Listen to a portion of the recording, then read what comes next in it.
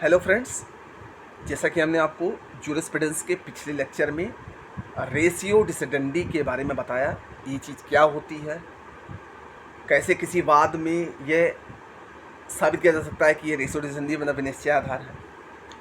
आज के इस वीडियो में हम बात करेंगे इतरोक्ति मतलब ऑबिएटरी डिक्टा और इसका इफेक्ट क्या। इतरोक्ति ऑबिएटरी डिक्टा इस शब्द का वास्तविक अर्थ है अन्यथा किए गए प्रतिवेदन जो निर्णय के लिए आवश्यक नहीं। अन्यथा किया गया प्रतिवेदन मतलब किसी वाद में कोई अलग से अगर कोई प्रतिवेदन करता है जो निर्णय के लिए आवश्यक नहीं, इसको ऑबिएटरी डिक्टा कहा जाता है। इतरोक्ति का अधीनस्थ न्यायालय पर कोई बाध्यकारी बल नहीं होता। मतलब इतरोक्ति मतलब अलग से किसी प्रतिवेदन देने का न्यायालय पर कोई फोर्स नहीं होता। न्यायमूर्ति टालकोट के अनुसार इतरोक्त न्यायालय द्वारा किए गए वे प्रतिवेदन व कथन हैं जो न्यायालय के निर्णय के लिए आवश्यक नहीं होते। इतरोक्त न्यायालय के ऐसे विचार, मत या राय हैं जिसका वाद के विनिश्चय से कोई संबंध नहीं होता। केल्सन के अनुसार इतरोक्त न्यायालय द्वारा किए गए वे अवलोकन हैं जो विचाराधीन वाद के निर्णय के लिए आवश्यक नहीं होते। इतरोक्त किसी वाद के विनिश्चय की क्षमा नहीं होता। हाउस ऑफ लॉर्ड्स की इतरोक्ति आदर की पात्र होती हैं, परंतु इतरोक्ति अधीनस्थ न्यायालय पर बाध्य नहीं होती। आदर की पात्र होती हैं लेकिन अधीनस्थ न्यायालय के बाध्य नहीं होती। भारत के अधिकतर उच्च न्यायालयों का मत है कि उन पर उच्चतम न्यायालयों की इतरोक्ति बाध्यकारी होती है। मोहनदास बनाम सत्यनाथन। परंतु कुछ न्यायालयों के अनुसार उच्चतम न्यायालय की इतरोक्ति अधीनस्थ न्यायालय पर बाध्य नहीं होती, भले ही उनमें महत्वपूर्ण विधि के सिद्धांत प्रतिपादित किए गए। कुछ ऐसे अपवाद हैं। ठीक, अब इसमें हम बात करते हैं अगला, जुडिशियल प्रेसिडेंट और ratio decidendi can be ignored, disobey और नॉट बाइंडिंग। मतलब कब पूर्व निर्णय या रेशियो डिसेडेंडी मतलब विनिश्चय आधार की अवहेलना या अवज्ञा की जा सकती है। कब की जा सकती है, मतलब पूर्व निर्णय रेशियो डिसेडेंडी की अवहेलना या अवज्ञा कब की जा सकती है। तो साधारण नियम जो स्थापित विधि बन गई है कि पूर्व निर्णय या विनिश्चय आधार जो उच्चतर न्यायालय का है, अधीनस्थ न्यायालय को मानना पड़ेगा।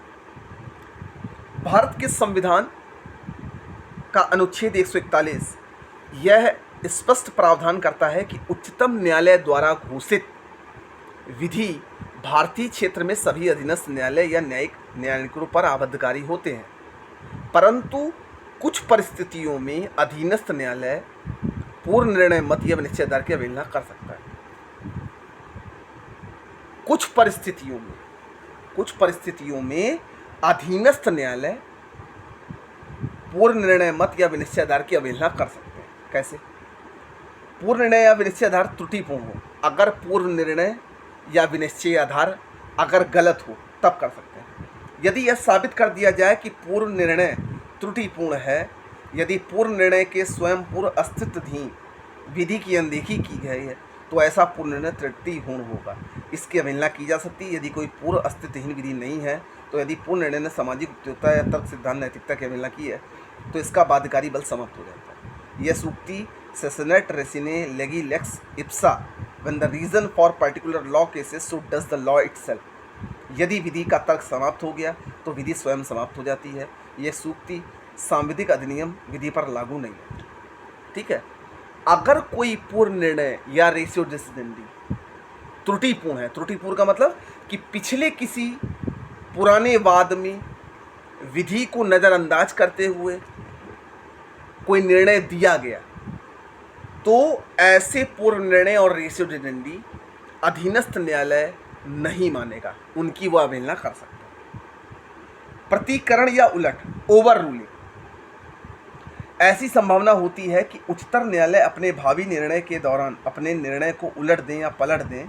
ओवर रूल्ड या श्रेष्ठ न्यायालय ने अपनी पूर्ववर्ती निर्णय पलट दिया तो अधीनस्थ न्यायालय उस पलटे हुए निर्णय को मानने के लिए बाध्य नहीं।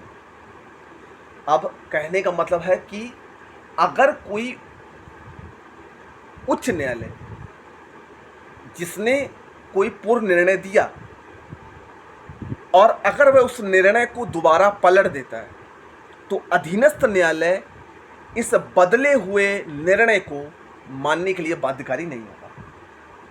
तो अधीनस्थ न्यायालय उस पलटे हुए निर्णय को मानने के लिए बाध्य नहीं है, क्योंकि पलटा हुआ निर्णय अपनी वैधता खो देता है, क्योंकि जो भी निर्णय पलट जाता है वह अपनी वैलिडिटी खो देता है। ओवर रूलिंग एक्सप्रेस या विवक्षित हो सकती है। ठीक, ऐसा कोई पूर्व निर्णय अधीनस्थ न्यायालय पर अबाध्यकारी नहीं होता जो किसी संविधि का बल रखने वाले नियम की इग्नोरेंस में दिया गया हो, या नियम यंग के मामले में कोर्ट ऑफ अपील या लंदन स्ट्रीट ट्रामवे बनाम LCC नामक वाद में हाउस ऑफ लॉर्ड्स ने दिया। यदि किसी न्यायालय द्वारा ये दिया गया पूर्ण निर्णय किसी उत्तर न्यायालय के किसी से विनिश्चय के अभिज्ञा दिया जाता है जो इसे स्पष्टता असंगत है, ऐसा निर्णय बाध्यकारी बाइंडिंग फोर्स नहीं रखता।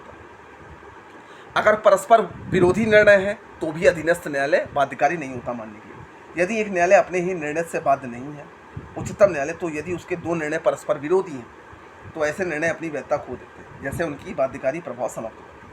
अब परस्पर विरोधी निर्णय का मतलब हो गया कि मान लीजिए उच्चतम या उच्च न्यायालय हाई कोर्ट दो एक जैसे केसेस में दोनों के निर्णय को अलग अलग देता है, तो वो निर्णय अपनी वैधता खो देते हैं। और ऐसा किसी केस का रेफरेंस देके अधीनस्थ न्यायालय पर अगर कोई वाद है तो वह उन पूर्व निर्णय को मानने के लिए बाध्य नहीं हो। ठीक, तो ये था पूर्व निर्णय या रेशियो डिसीजन की कब अवहेलना या अवज्ञा की जा सकती है। तो आज के इस वीडियो में इतना ही। देखिए, मैं बहुत ही छोटा वीडियो बनाऊंगा ताकि आपको जूरिस्प्रूडेंस अच्छी तरीके से समझ में आए।